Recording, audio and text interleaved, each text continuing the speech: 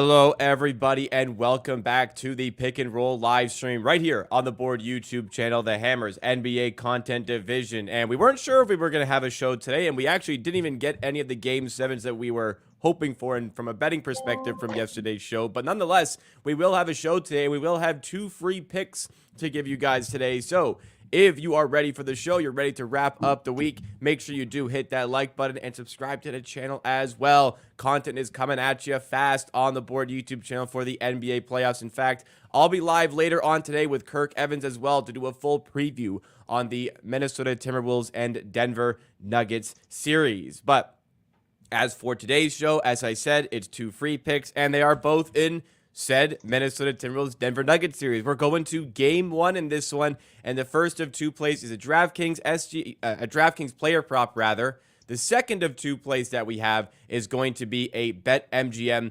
SGP. So let's get into things here. I'm just going to double check, confirm all the prices are still where we want them to be for the bets, and then we can get things going. All right, we are ready to start. So first of all, on DraftKings Sportsbook, we are going to Jamal Murray, but we're going to be taking his under 24.5 points here at minus 110 odds. Other prices in the region, I saw 365 at minus 115, but pretty much this is the best in market, and no other book has it at minus 110. A couple books have minus 115, but best price in market, minus 110. Second bet, as I said, it is in the same game. We have a plus 155 SGP available at BetMGM, not currently available at ESPN Bet, but it is a 3-leg parlay featuring just Nikola Jokic. But it's one we'll need some handicapping on. It's going to be under 10.5 assists, but 25 plus points and 10 plus rebounds. So low on assists, high on points, high on rebounds for the Joker. But let's go back to that first play. Jamal Murray under 24.5 points. Pips, what do you see the Timberwolves throwing at the point guard to make his life more difficult from a scoring perspective? Yeah, he stayed under this line in 4 out of the 5 games against the Lakers, while being guarded by Austin Reeves and D'Lo. And now going into the best defense in the league, Jaden McDaniels cover. Yeah, that one will be tough. We can ask Devin Booker or Bradley Beal for this one, Yes. especially Devin Booker. So also Jamal Murray doesn't look healthy. He is not 100% ready for this. Even in the round 1, the Devin Booker stayed under this line 3 out of the 4 games. Went over in the last one when Gobert was in foul trouble. And if you take a look at some graphics, these graphics is not like very important for the playoffs, but this is throughout entire season when Jamal Murray played above average defense, playoff type kind of defense. He struggled. He really struggled. Like he only went under over against the Celtics. We can see 3 games against the Wolves, 14, 18, 20 points, 24 and a half. I honestly think this line should be 22 and a half, maybe even 21 and a half in this particular matchup. So yeah, very difficult matchup against the Wolves defense, difficult matchup against Jaden McDaniels and his length, and overall not being healthy and not going over this line in games against the Lakers. One of the best matchups for him. I am going with his under here. All right, there we go. That is your first play. It is Jamal Murray under on points. Let's shift over to that second play here. It's Nikola Jokic. You're taking him under on his assists at 10.5, but you're playing his over on points and rebounds at 25 plus and 10 plus. What do you see from a matchup perspective for Nikola Jokic in this one to favor these numbers? So out of every team he played this season, he averaged lowest assist were 7 assists against 7 assist average in 2 games against Miami Heat. The lowest one by far, 4 games against the Wolves. Jokic averaged 4.3 assists in those 4 games. They are trying to make him taking away his assists and making him work down there against Gobert. Everything we need to know about this one. Like let's make Jokic score, let's take away his game, and that's it. Number one defense is difficult to get 11 assists against the number one defense in the league, especially when they are trying to take away your assists. Yeah, I do expect Gobert on Aaron Gordon. I do expect Gobert on Aaron Gordon and Towns and Naz Reid primarily on Jokic and helping with Gobert, but they did it a couple of times this season, and Jokic still scored greatly. Over the 4 games against the Wolves, he averaged 33 points and 4 assists. We saw last season as well in the playoffs. So yeah, this Wolves team is better than last season, and yeah, I think the rebound should be there. Over the yeah, if we take a look at the first round rebounds only, Jokic played 40 minutes every game, and the lowest he had in rebounds is 12 and average like 15, 16 a game in the first round. So 16.2 rebounds average in the first round. So yeah, it's a good matchup for assists as well. So all around game for Jokic, scoring, rebounding, and less assists. Getting a good price for it, so I went for it. Yeah, we're getting that plus 155 odds there. Alan in chat says, hopefully the game plays out similarly to the head-to-head game so far this season, and we should have a winner if that is the case. On Jokic and the defense by the Timberwolves, I guess we'll have a real evidence of this either working or not working in game one. Do you think that having a player like Rudy Gobert, just he's going to win Defensive Player of the Year here? We know how good he is defensively. Do you think that this is the best strategy to try and defend Jokic? Just Yeah, try and make him beat you straight up? yeah, of course. Yeah, if they are settling I mean, look, you can't stop Jokic. No, he If you can't. defend him straight up, there won't be games where he score less than 30 points. That's just how it is. Like you can't stop Jokic 1-on-1. But what you can stop is KCP and Michael Porter Jr. getting wide open threes, Gordon getting wide open dunks from cuts and stuff. And that's where when they are in their zone, when the ball is moving, when Jokic is making those passes, they are very, very dangerous. We saw plenty of time this season, plenty of time when Jokic had a huge scoring game, low assist game, and they lost. So I think that's the best strategy, and if they are probably the best equipped out of anyone in the league to try to defend it like that. All right, that will be the play. Let's head over to the recap. Just an interesting fact. Like I mean, that's the thing with Jokic. Usually when he has low assist numbers, they probably miss some shots. But in 9 games, when he had 5 or less assists, they were 3-6. And when he gets assists up, they are like when he gets 12 or more assists, they are 13-3 in 16 games. So makes sense. Yeah, makes sense for sure. Let's move on to the recap of the previous show's play. Before we do that, good reminder here from RW fan to like up the stream, smash the like button if you're enjoying the content, especially if you're telling the picks. We'll get into the recap now. Then we'll talk about the 2 games from yesterday, react to those, try to break them down. But also shout out to the people in the chat today because we had a good day yesterday. Shout out to Don Bucko, RW fan, Alan Churn, as I mentioned, and Daft Previews as well for tuning in today. It was a winning day yesterday. It was the 5th straight split day. But as we said on yesterday's show, split wouldn't be that bad because it was 2 big SGPs that featured on the show.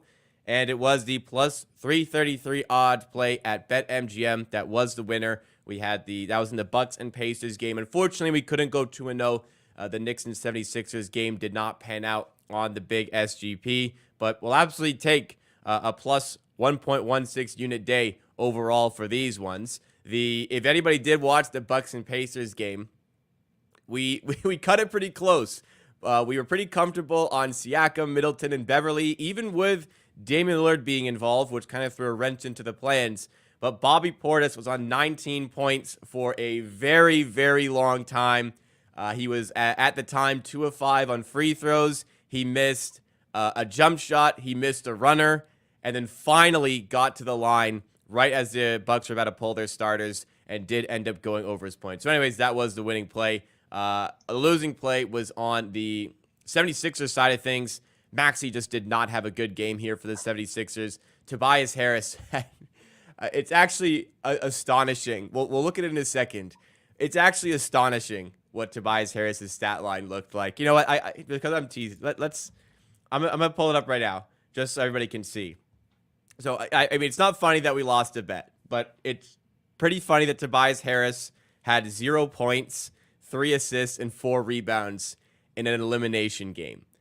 This man makes $40 million. Not anymore. That contract's finally over. But in 29 minutes, he took 2 shots and had 0 points. Kyle Lowry also had 0 points and started. Tyrese Maxey didn't even shoot the ball well. This is what they produced. Anyways, back to the bets. Any words on, let's start with the winning play here. The Pacers and Bucks play. Any words on this one, Pips? I fucking hate Bobby Portis and that we needed to bet on him. But yeah, I mean, when He got there. Lillard He got was there in the ruled end. when Lillard was ruled in, this bet probably had like plus 600 or something like probably plus 600 plus 700. So yeah, that this one got tough, but you saw it. You watched the game. Like he had 18, got fouled, scored one free throw, missed the second one to cash, missed 3 straight 10-footers, then got fouled off ball, and they were in bonus, and got there another miss on the free throw line. So he ended up 3 of 7, but yeah, got there. So, but he made the first free throw at least, so it yeah, wasn't a monster sweat. No sweat, no sweat. And while he was at the line, they subbed out their starters. So if anybody else had gotten fouled there, Bobby Portis was about to get subbed out. Anyways, got the win there. The losing side of things, Tyrese Maxey was so dominant in this series, but not really in this game. And Tobias, there's no words, honestly. But what was going on with Tyrese Maxey in this one? 6 of 18. Good defense on him. This time, yeah.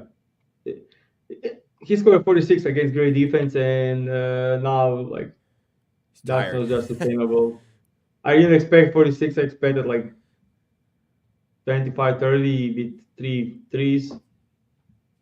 Embiid got it going, so yeah. And Hill got out.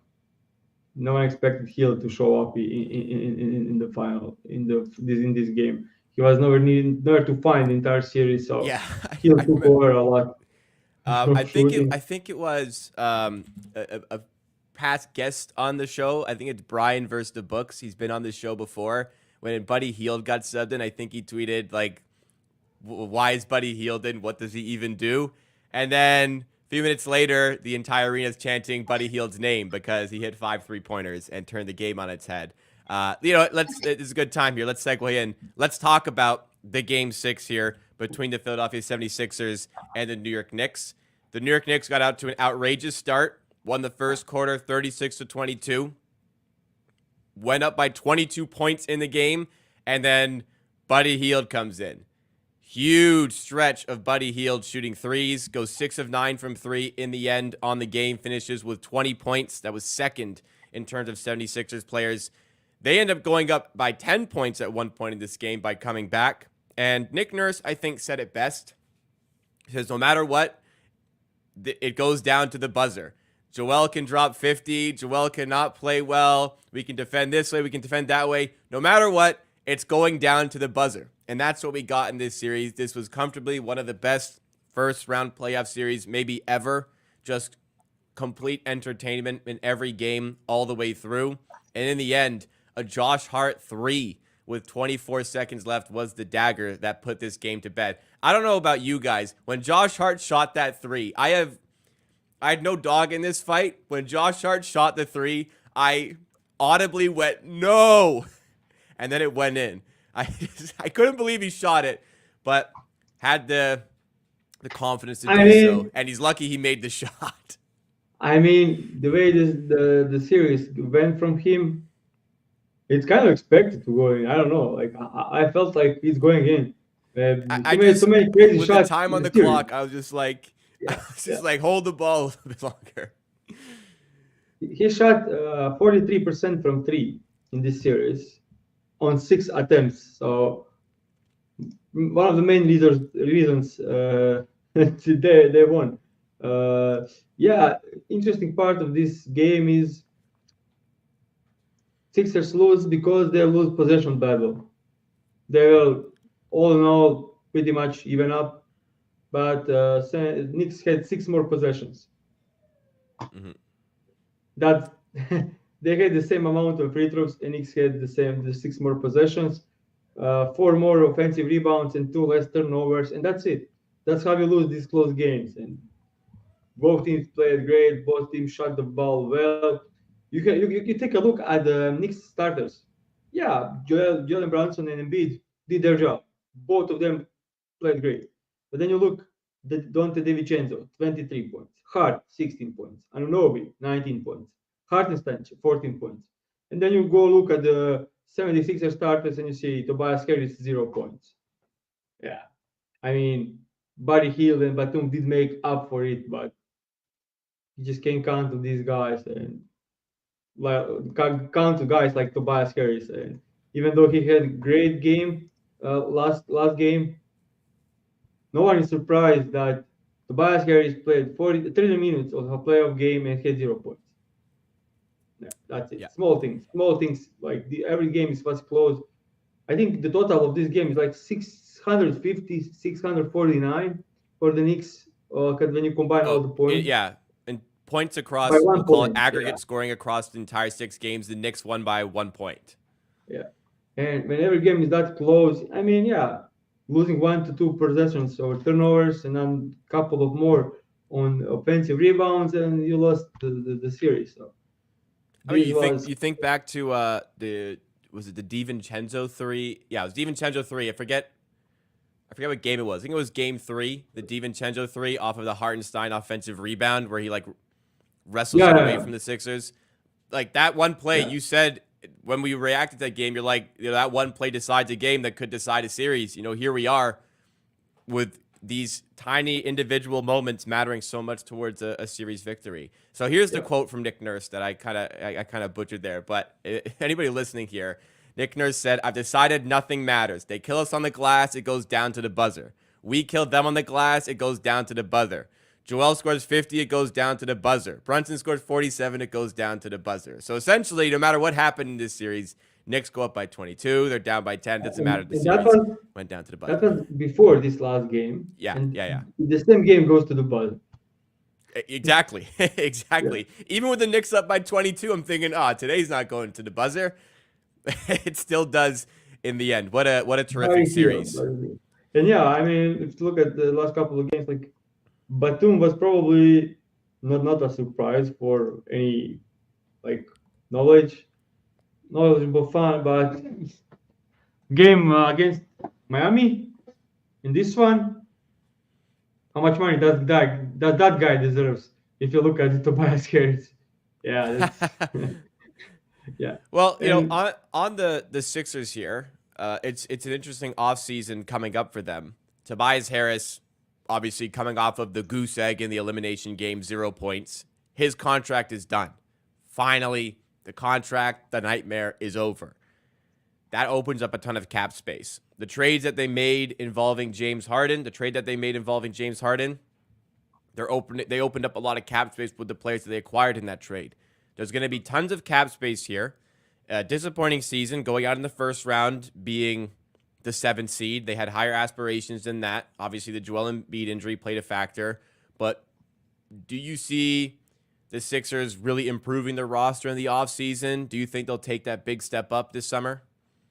I mean for sure they'll have some space. Like this Batum trade was like cheap, and they improved their team a lot by adding Batum. We all knew like high IQ, capable shooter, capable passer, capable defender, capable rebounder for for nothing. So yeah, that was like great addition. Like, they, yeah.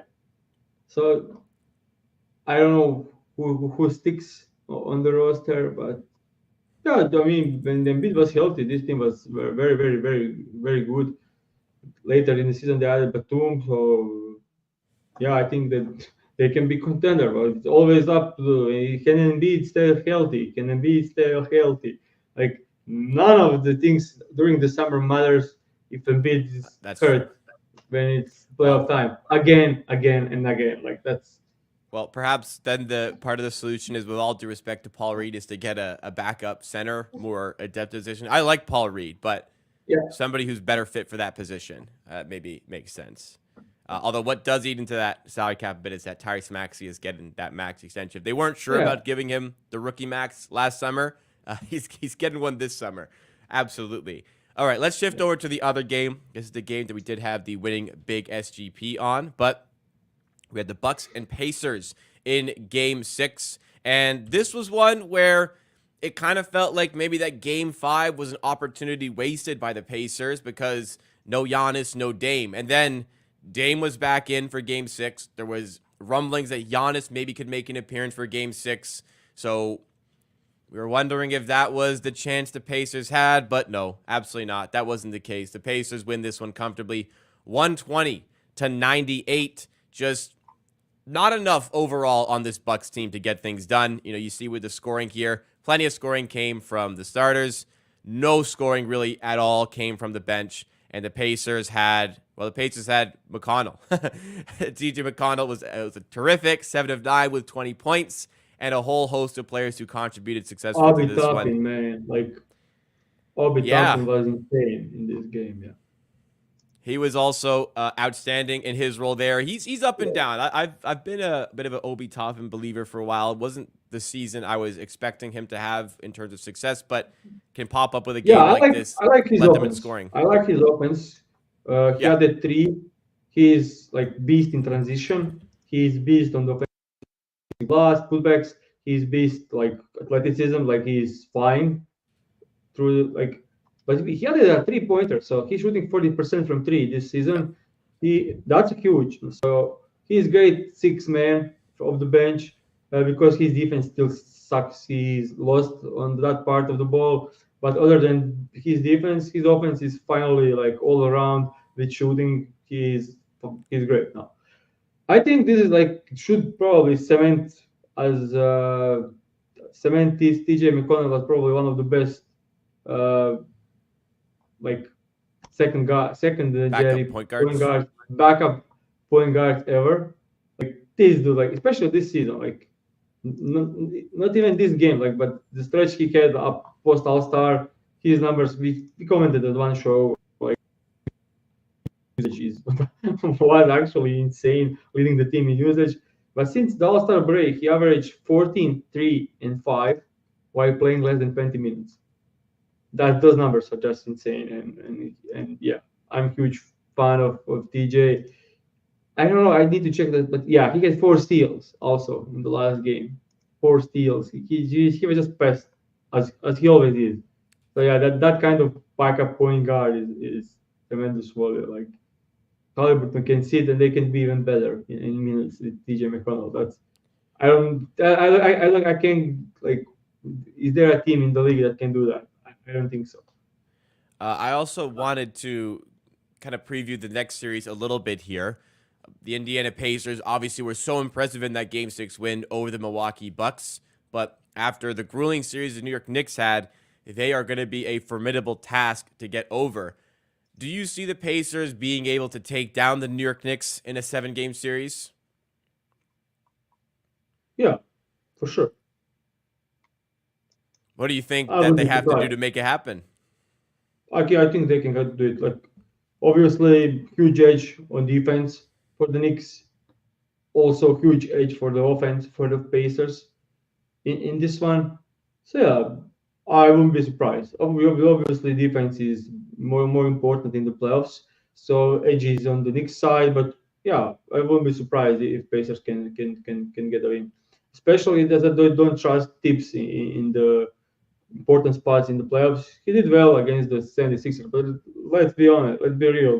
Here, Embiid was playing on one leg, in every game was close, and they won like They won because like Hart shot 43% from the three and made every important shot throughout the entire series. So yeah, like they didn't beat great team to get there. They beat Hurt team with first best player Hurt, third best player is Tobias Harris. Like, and we have young Tyrese Maxey who played awesome. So I know there is a ton of Knicks fans, and I respect them.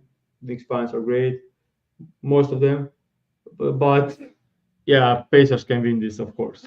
That's It'll be a really interesting series with kind of conflicting. This is what I kind of like about the playoffs. You have two teams with wildly different ways of playing, matching up against each other, and coaching is going to be significant to this. But I think Tibbs has kind of unlocked the code here. Just play Dante DiVincenzo and Josh Hart the entire game, and then you don't have to worry about things as much. Those guys played. that will also come to the pay as the series goes in. Yeah, I Yes. mean, okay, Hart is durable and OG is durable, of course, but it's tough to play 48 minutes every 2 days. Oh, It's they were okay doing for it. They were doing it in the regular season though, so they're more equipped than anybody to play like this. sure, but we'll see. Yes. We know when Thieves or Burn his players injury happens, and yeah, I won't be surprised if it happens in this series. Like, Yeah. Fair enough. Fair enough. So good we'll thing see the durability on Pacers are not display. playing physical. Good thing Pacers are usually not playing physical, so That's true. we'll see. That's actually Yeah. an interesting point as well. Maybe that's an emphasis for Rick Carlisle and the Indiana Pacers. But we'll be monitoring throughout the series. We'll still have content coming at you next week with myself and Pips. I'll be live later on today once again with Kirk Evans for a Minnesota Timberwolves versus Denver Nuggets series preview on top of that. So make sure you turn in today at 2 p.m. Eastern time. As for myself and Pips, stay tuned on Twitter at TheBoardHQ. We'll let you know when the next show is going to be going live. But for the weekend here, we have two picks coming at you for the Saturday game. The Denver Nuggets and Minnesota Timberwolves, Game 1. We're going Jamal Murray under 24.5 points, -110 odds at DraftKings. And then we're going to a SGP at BetMGM for Nikola Jokic, under 10.5 assists, but 25+ points and 10+ rebounds. If you did enjoy the show, enjoyed the week of content, smash that like button. If you want to see more just like it, subscribe to the channel. Me and Pips will see you again very soon. I'll see you again later today here on the Board YouTube channel. Thanks so much for watching, everybody. Have a great weekend.